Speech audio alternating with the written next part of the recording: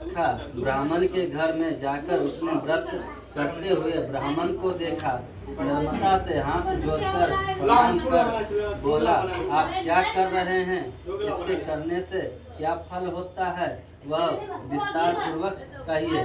ब्राह्मण ने बोला, मनोरथों का देने वाला, दुख और शोक का नाश करने वाला तथा सिद्धि को देने वाला यह श्री सत्यनारायण का व्रत है, जिसके प्रसाद से यह धन धन्यादि प्राप्त हुआ है। यह सुनकर लकड़हारा प्रसन्न हो प्रसाद को खाकर और जल पीकर वह भगवान श्री सत्यनारायण का ध्यान करता हुआ अपने नगर को चला गया। आज लकड़ी बेचने से द्रव्य प्राप्त होगा, उसी से मैं सत्यदेव के उत्तम व्रत को अवश्य करूंगा। ऐसा मन में विचार कर उसने लकड़ी को सिर पर रखा। जहाँ धनी लोग रहते थे उस नगर में गया। उस दिन लकड़हारे को दूना द्रव्य प्राप्त हुआ। वह अत्यंत प्रसन्न हो सुंदर केले के फल, शक्कर, दूध, घी, गेहूं के चूर्ण सबको सवाई लेकर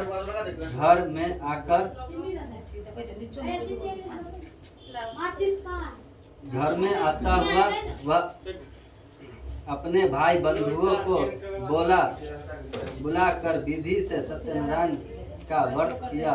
उस व्रत के प्रभाव से सूत जी ने कहा, राजाओं का श्रेष्ठ उल्का मुख नामक एक जितेंद्रिय राजा था। वह सदैव देव मंदिर जाया करता था। वह ब्राह्मणों को नित्य धन देकर संतुष्ट किया करता था। उसकी कलम से सुदृश मुख वाली ब्रह्मदुगला पत्नी थी। वह अपनी स्त्री के साथ भद्रशिला नदी के तट पर सत्यदेव का व्रत करता था। उसी समय वहां एक बनिया आया। वाणिज्य के लिए बहुत धन्य से परिपूर्ण नाव को नदी के तीर पर लगा कर आप तट पर उतर गया।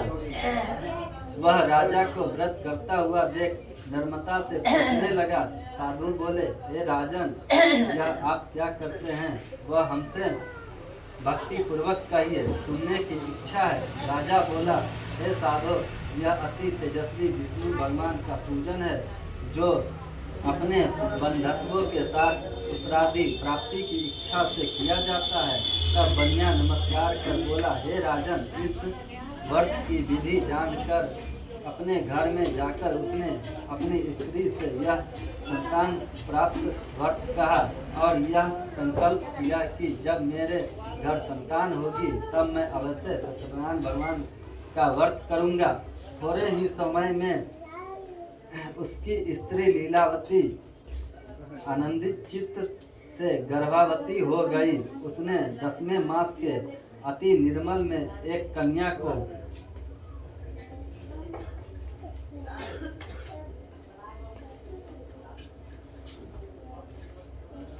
को उत्पन्न किया। जैसे शुक्ल पक्ष में चंद्रमा की ज्योति बढ़ती है, उसी तरह प्रतिदिन कन्या वृद्धि को प्राप्ति हुई। अपनी स्त्री के साथ बनिया ने कन्या का जातक्रम कर कलावती नाम रखा। एक दिन लीलावती अपने स्वामी से मधुर वचन बोले कि पहले का संकेत व्रत आप क्यों नहीं करते? साधु बोला, हे प्रिय, इसके विवाह के समय मैं इस व्रत को अवश्य करूंगा। इस प्रकार स्त्री को समझाकर वो बाहर चला गया। इधर कलावती पिता के घर नित्य बढ़ने लगी। एक दिन धर्मज्ञ साधु बनिया ने सखियों के साथ खेलती हुई लड़की को विवाह के योग्य देख दूतों को बुलाकर कहा, विवाह के निमित्त कन्या के लिए योग वर खोज कर ले आओ। साधु की आज्ञा पाकर दूत काचन नगर में गए। उस नगर में एक वाणिज्य पुत्र को लेकर साधु के पास आए। उसने सुंदर गुण युक्त लड़के को देखा। जाति भाइयों के साथ प्रसन्नचित्त हो विधान पूर्वक अपनी कन्या का उस वाणिक पुत्र के साथ विवाह कर दिया। अभाग्य बस विवाह के समय भी वह व्रत को साधु भूल गया। तब सत्यनारायण देव क्रोधित हो गए। कुछ दिन बाद निज क्रम में अति चतुर साहूकार व्यापार की इच्छा से अपने दामाद को लेकर समुद्र के निकट रत्नासार नामक नगर में जाकर व्यापार करने लगा। इसी समय सत्यनारायण स्वामी ने राजा को प्रतिज्ञा से भ्रष्ट देखकर उसके श्राप दिया कि तेरे ऊपर बड़ा भारी दुख पड़ेगा। उसी दिन चोरों ने राजा के धन को चुरा अपने पीछे देखते हुए साधु की दिशा को चले। दौड़ते हुए राजा के दूतों को आता देख डर कर धन को यहाँ ही रख कर आप छिप गए। राजा के दूतों ने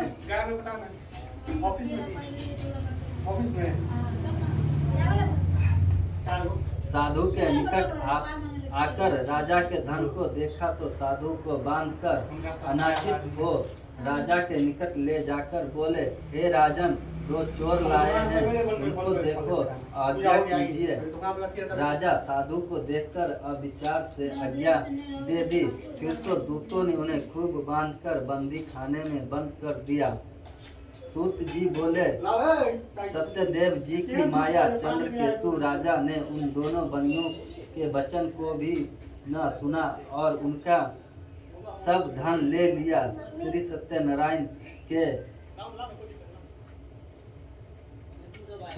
साधु और दामाद के घर पर स्त्रियों भी बड़ी दुखित हो गई। चोरों ने घर का धन भी चुरा लिया। आदि व्याधि से पीड़ित और भूख प्यासी लीलावती अन्न की चिंता से घर घर घूमने लगी और कलावती कन्या भी नित्य ही घूमने लगी। एक दिन रात को भूख से दुखी कलावती एक ब्राह्मण के घर पर गई। वहां सत्यनारायण के व्रत को देख कथा को सुन निज मनोरथ को मांगी और प्रसाद को खाकर कुछ रात गए अपने घर आई। तब लीलावती अपनी कन्या को धिक्कारने लगी, हे पुत्री, इतनी रात तक तुम कहाँ रही? तेरे मन में क्या है?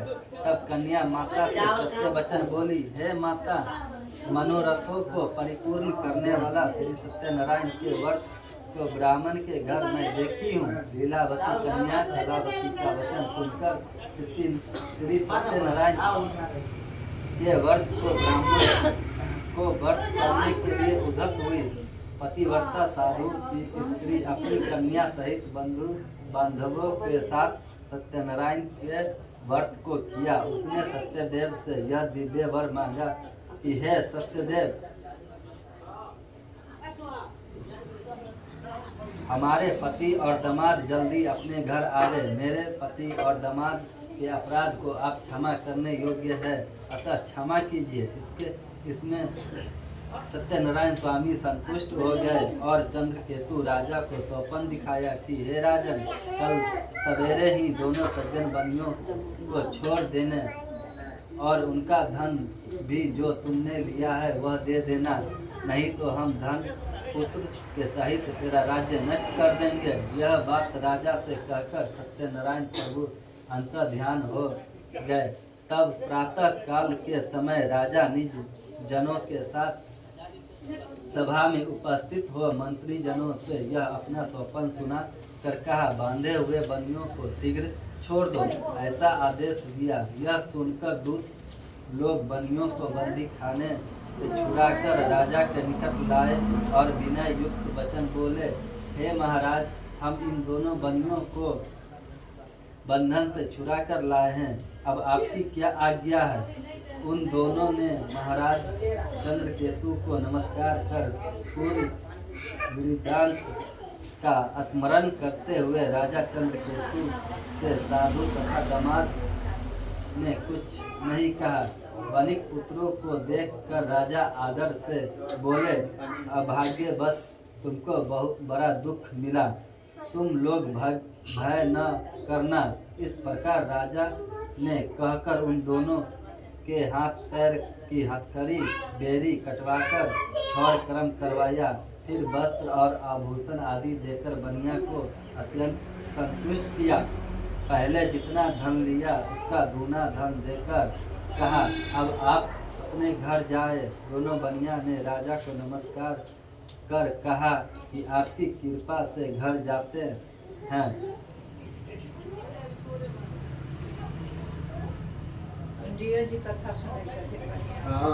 सूत जी बोले, साधु भगवान की मंगलाचार पूर्वक पूजा कर ब्राह्मणों को धन देकर निज नगर को चला। कुछ दूर जाने पर श्री सत्यनारायण देव ने वैश्य के मन की बात जानने के लिए पूछा कि तुम्हारी नाव में क्या है। माधव महाराज बनिया हंसकर बोला, पंडित यह क्यों पूछते हो, क्या धन लेने की इच्छा है? मेरी नाव में लता पत्रादिका है। तब दंडी ऐसे वचनों को सुनकर बोले कि तेरा वचन सत्य हो। ऐसा कहकर आप समुद्र के पास बैठ गए।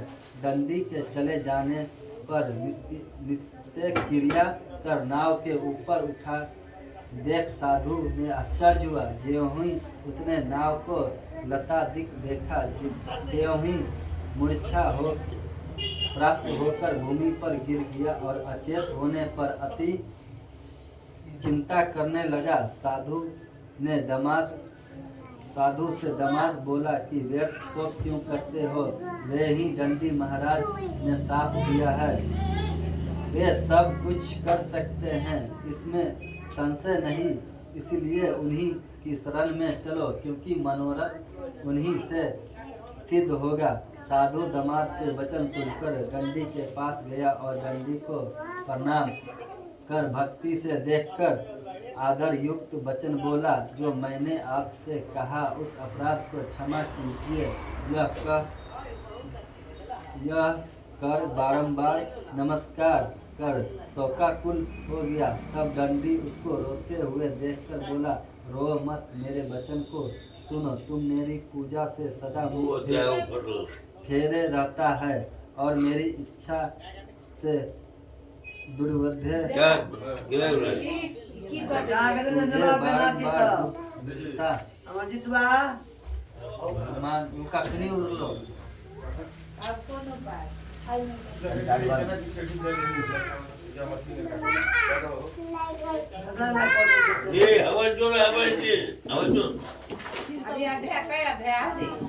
बस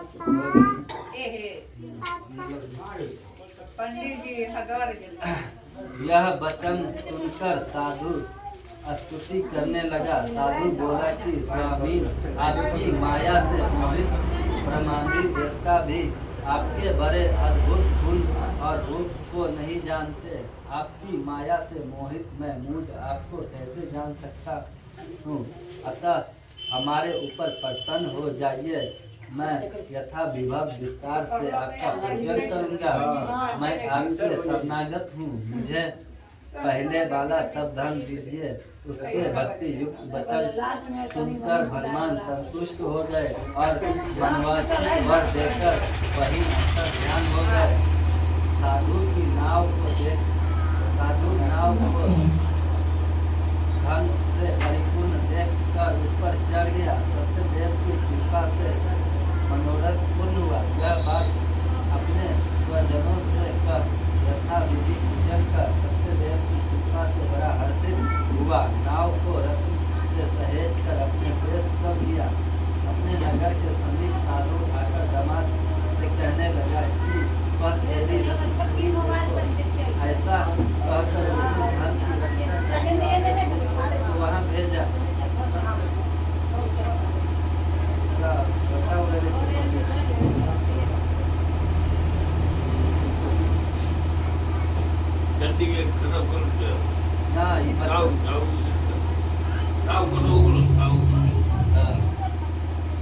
नहीं लिया। तब वह गोप्त वहाँ प्रसाद को रखकर चले आए। राजा अनादर करने से उसे अति दुख पाया। उसने राजा के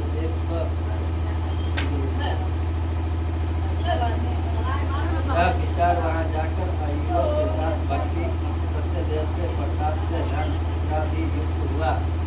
प्राणी अति दुर्लभ इस सत्यदेव को व्रत को करता है, इसको सत्यदेव के प्रसाद से धन देने प्राप्त हो सकता है, इसमें कोई संशय नहीं है।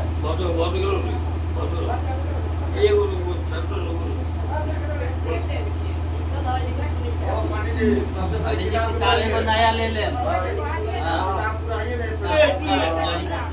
पेज भी जोड़ ले, कहीं से कहीं जोड़ ले।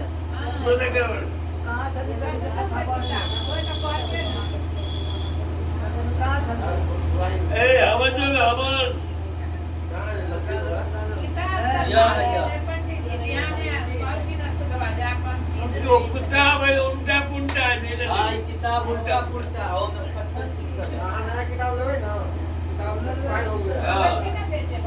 उल्टा पुल्टा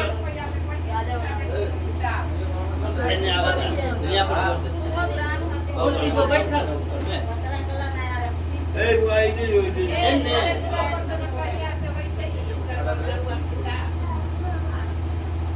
कपूर होता कपूर हाँ कपूर होते उन्हें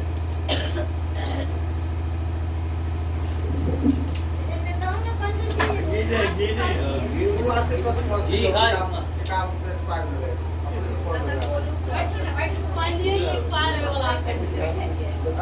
नहीं ना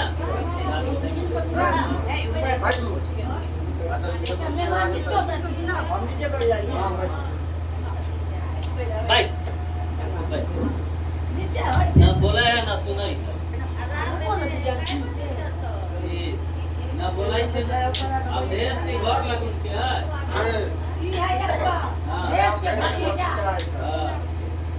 दूध नहीं ले रहे भाई ना बोला ही छे ना सुना ही मायने स्पैन को गला ना बापी हाँ हाँ कैलाश ना अच्छा सुनो नहीं कर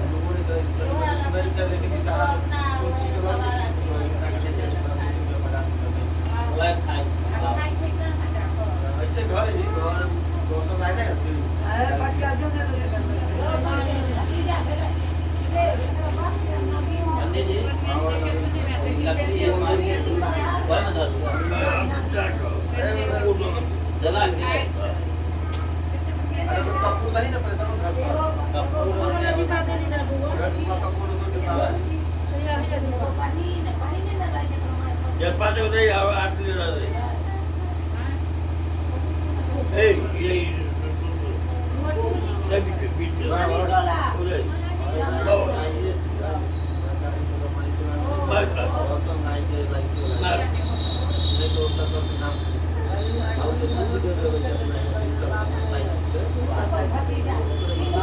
उससे लकड़ी हाँ हमने वो तो हम ले लिया यार वो लकड़ी ला के रख ले रसो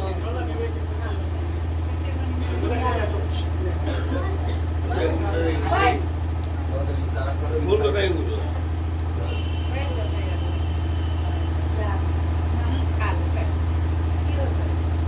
ठीक है पूरा बात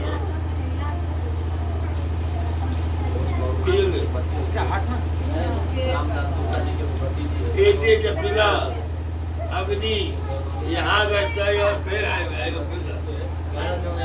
फिर हुआ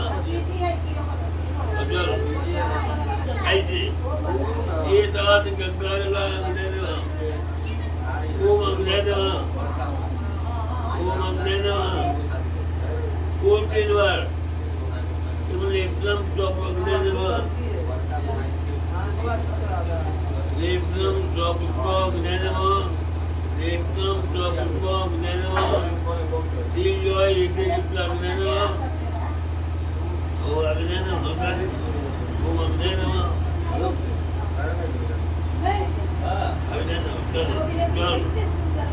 ये trabajo de que te hablo gnenemo ya más gnenemo con la calula tudo para llegar por padre gnenemo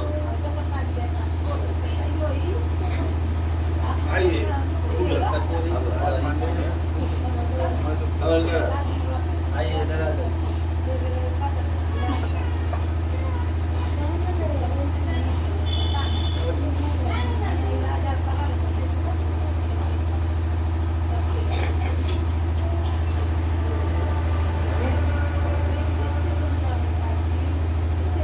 Kabel dia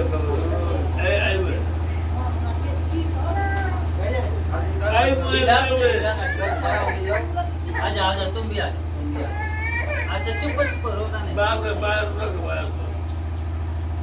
का दे इंग्लिश है अग्ने स्वाहा इंद्राय स्वाहा सोमाय स्वाहा प्रजापति स्वाहा स्वाहा देव स्वाहा जगन्नाथ स्वाहा जगन्नाथ स्वाहा कुचुदेव स्वाहा वैनाथाय स्वाहा गुरुनाथाय स्वाहा कीनाथाय स्वाहा कांताय स्वाहा गुरुनाथाय स्वाहा कारिकाथाय स्वाहा ब्रह्मदेवताय स्वाहा इंद्राय स्वाहा वैदिकाय स्वाहा ओमकाराय स्वाहा उदिवासवाय स्वाहा उदिवासिवाय स्वाहा चंद्राय स्वाहा राहु स्वाहा दिव्य स्वाहा स्वाहा देव स्वाहा देवाय स्वाहा देवाय स्वाहा देवाय स्वाहा राम रामाय स्वाहा राम रामाय स्वाहा राम रामाय स्वाहा हनुमान देवाय स्वाहा हनुमान देवाय स्वाहा हनुमान देवाय स्वाहा नमः शिवाय स्वाहा नमः शिवाय स्वाहा नमः शिवाय स्वाहा पाठ शिवाय स्वाहा पाठ शिवाय स्वाहा पाठ शिवाय स्वाहा प्रभु देव स्वाहा प्रभु देव स्वाहा प्रभु देव स्वाहा आइए ताने हाथ दीजिए स्वाहा दीजिए हेलो हेलो सिस्टम देखते ना ये सवाल आप ये रहिए ना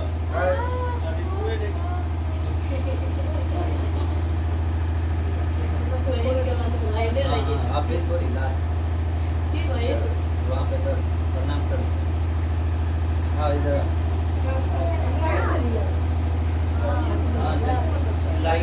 आओ मैं हमारे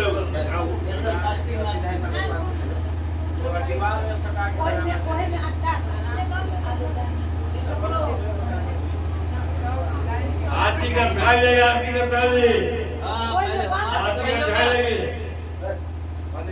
पहले हमारा कराइयो ना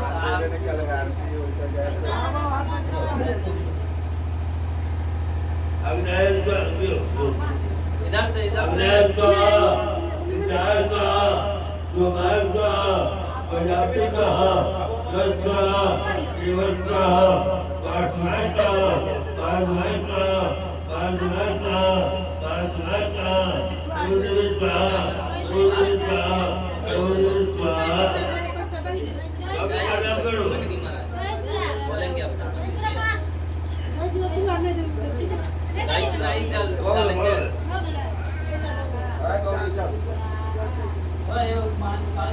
हेलो कोई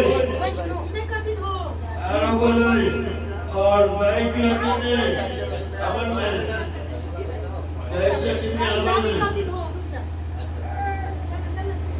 गिलास में पानी दो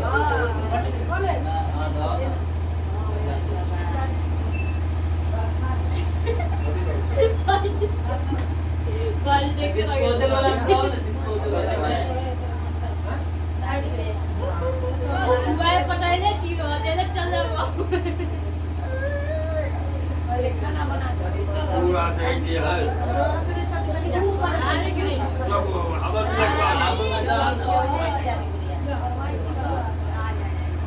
चल हमारे कितने खरीदा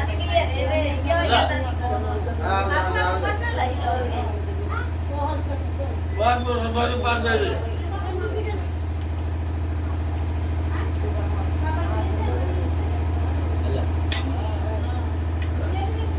ओम अग्नय स्वाहा इंद्राय स्वाहा सोमाय स्वाहा प्रजापति स्वाहा स्वाहा देव स्वाहा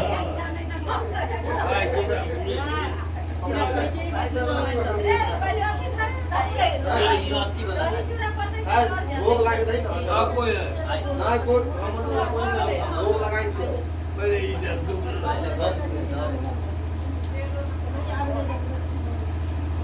अब तीन बार इस बार में आने वाला किधर बार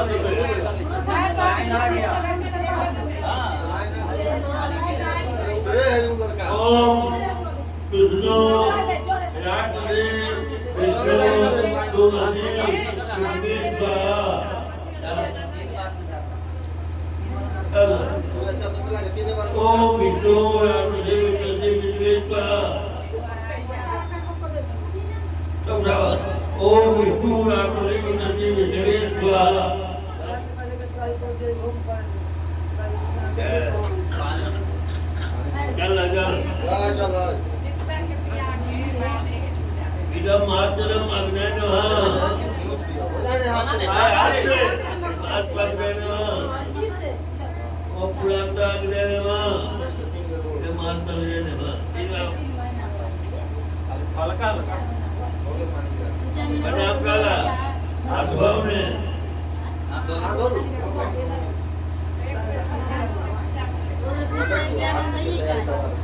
बाजा वाले को ले क्या आरती से हो जाता है तो कहीं लाइन फिर कर जाएगा तो फिर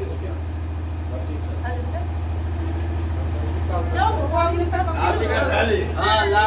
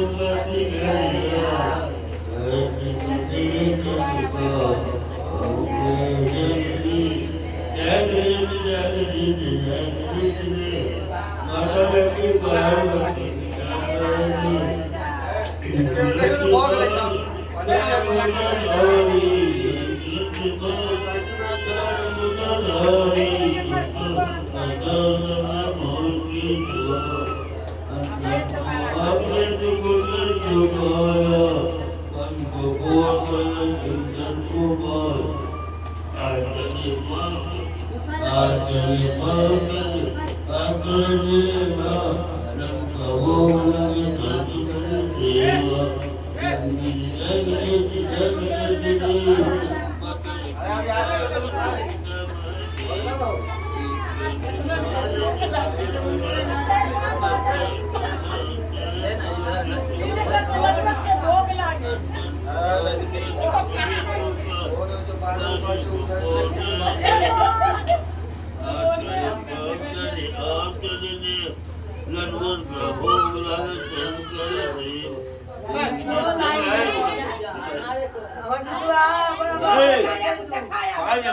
पानी जल के पड़ता है पड़ता है काटे दुकान पानी अब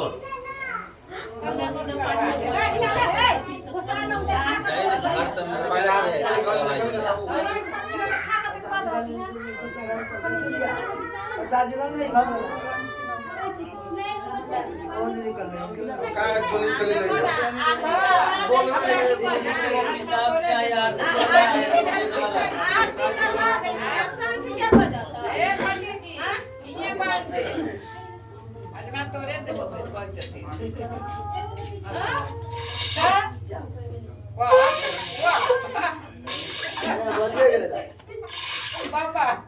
पंडित से बजिए पंडित जी बजा दीजिए